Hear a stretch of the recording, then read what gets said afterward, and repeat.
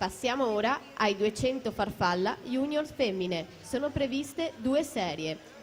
Si preparino Elena Pavan, corsia 2, Enia Katnic, corsia 3, Martina Collodel in 4, Nicole Dalla Torre in 5, Martina De Faveri in 6.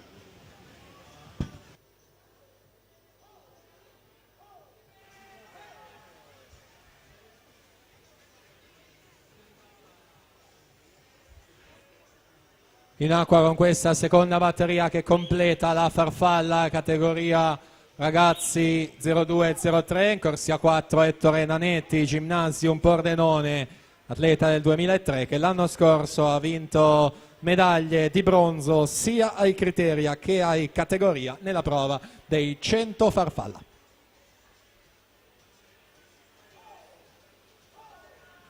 Virata numero 6, 150 metri, Rossetto lassù in prima corsia ancora che conduce, Nanetti che si avvicina e poi Visentin in terza posizione.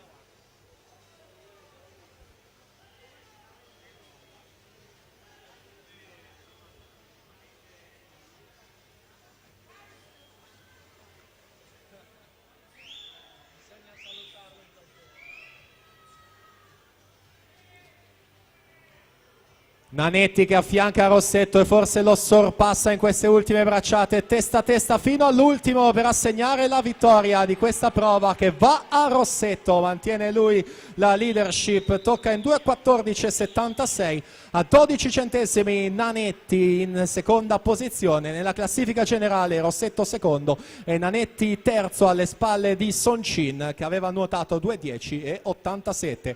Archiviati dunque i 2 farfalla ragazzi, si prosegue con le junior e la batteria 1 già presentata.